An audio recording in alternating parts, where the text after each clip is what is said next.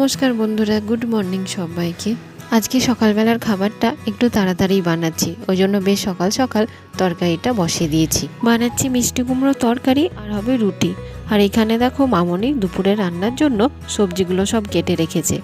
আর আমার রান্নাঘরের জানালার পাশেই শোভনদের রাস্তা। আমি ভিডিও করছি দেখে ও একটুখানি হাত নাড়িয়ে বাজারে চলে গেল। এখন বাজে সকাল 8:45। আজকে হলো সোমবার, শ্রাবণ মাসের প্রথম সোমবার, আর সেই কারণেই আজকে একটু তাড়াতাড়ি জলখাবারটা বানিয়ে ফেলছি। মিষ্টি কুমড়ো আলুর তরকারিটা হয়ে গেছে, এখন রুটিটা করে নিচ্ছি। রুটিটা হয়ে গেলে বাবাকে খেতে দিয়ে চলে যাব স্নানে, কারণ আজকে ঠাকুর ঘরে পুজো সারতে একটুখানি বেশিই টাইম লাগবে। এবার চলে এসেছি ঠাকুর ঘরে, তবে শুধু আমি একা না, বাবা ভোলানাথের বিশাল বড় ভক্ত আমার সোনাই। দেখো ওই জন্য আমার সাথে ও চলে এসেছে ঠাকুর ঘরে। আজকে স্কুল থেকে বাড়ি ফিরতেই মেয়েকে স্নান করিয়ে দিয়েছিলাম, আর স্নান সেরে মেয়েও বলে আমিও যাব ঠাকুর ঘরে, ওই জন্য ওকেও নিয়ে চলে এসেছি। দেখো কি সুন্দর আমি শিখিয়ে দিচ্ছি, ও ঠাকুরকে জল ফুল দিয়ে প্রণাম করলো। আসলে আজকে যখন সকালবেলা স্কুলে ছিল তখন সবাইকে দেখেছে স্কুলের পাশ দিয়ে গঙ্গা নদী থেকে জল নিয়ে যাচ্ছে শিব ঠাকুরের জন্য। আর স্কুল থেকে ফেরার সময় ওর বাবাকে নাকি জিজ্ঞেসও করেছে আজকে রাস্তাতে ভিড় কেন, কি করছে এরা। ওর বাবা বলে দিয়েছে, ওই জন্য বাড়ি ফিরেই স্নান সেরে ও বলে ঠাকুরকে আজকে জল দেবে আর দুধ দেবে। ঠাকুর ঘরের পুজো সেরে এবার যাব মন্দিরে। আমি এটা প্রত্যেক বছরই করে থাকি, শ্রাবণ মাসে যে কোনো একটি সোমবারে মন্দিরে গিয়ে মহাদেবের মাথায় জল ঢেলে আসি। মন্দিরে যাওয়ার জন্য এখানে দেখো সব কিছু গুছিয়ে নিয়েছি। আর আজকে বাইরে বেরিয়ে দেখি বেশ রোদ উঠেছে, তার সাথে বেশ গরমও লাগছে, ওই জন্য তন্ময়ের সাথেই যাব। আর আমাদের যেতে দেখে এই যে মেয়েও পিছন ধরেছে, তবে তন্ময় আমাকে দাদুর বাড়ি অবধি ছেড়ে দেবে, আর আমি যাব মন্দিরে মাসির সাথে। আর ওরা এখন বাবা মেয়েতে চলে যাবে আমাদের দোকানে। মেয়ে একবার যখন রেডি হয়ে বেরিয়েছে, ওকে একটুখানি না ঘোরানো হলে কিছুতেই ওকে আর বাড়ি ঢোকানো যাবে না। আমি আর মাসি দুজন মিলে এখন টোটো করে চলে এলাম এই শিব ঠাকুরের মন্দিরে। প্রত্যেক বছরই এখানেই আসি আমরা শিব ঠাকুরের মাথায় জল ঢালতে। অনেক শিব মন্দিরই এখানে রয়েছে, তবে বিয়ের আগে থেকেই মাসির সাথে আমি এই শিব মন্দিরেই আসতাম শিব ঠাকুরের মাথায় জল ঢালতে শিবরাত্রির দিনে।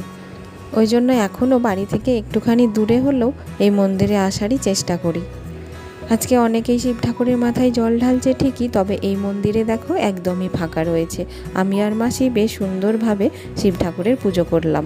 আর মন্দির থেকে বেরোতেই দেখি মন্দির ফাঁকা থাকলেও রাস্তায় কিন্তু আজকে প্রচণ্ড ভিড়। আর এই ভিড়ের মধ্যেও রাস্তার ধারে একজন পাকা পাকা পেয়ারা বিক্রি করছে দেখে মাসি আবার পেয়ারাও কিনতে শুরু করলো।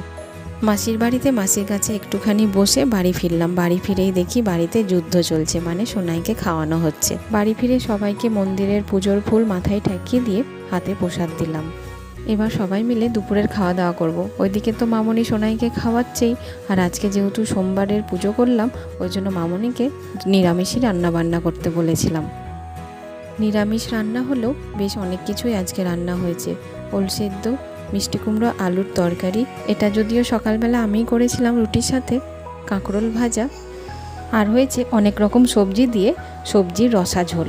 যেমন ধরো অনেক রকম সবজির মধ্যে আছে আলু, পটল, বেগুন, কাঁচকলা, সয়াবিন। আর এই রকম সবজির ঝোল নিরামিষ দিনে খেতেও যেমন ভালো লাগে, আবার স্বাস্থ্যের পক্ষে হেলদিও বটে, তাই না? অন্য দিনের থেকে আজকে দুপুরবেলার খাওয়া দাওয়াটা একটু তাড়াতাড়ি হয়ে গিয়েছে, ওই জন্য একটু দুপুরবেলায় ঘুমিয়েছিলাম। আর নিচে থেকেই শুনতে পাচ্ছি ছাদের উপরে বিভিন্ন রকম আওয়াজ হচ্ছে। আর ছাদে আসতেই কারণটা বুঝতে পারলাম, এই হচ্ছে আমাদের সূর্যদেবের কাণ্ড কারখানা।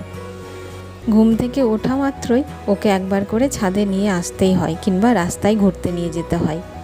আর ছাদের উপর ছেড়ে দেওয়া মানেই ওর যত রকমের দুষ্টুমি।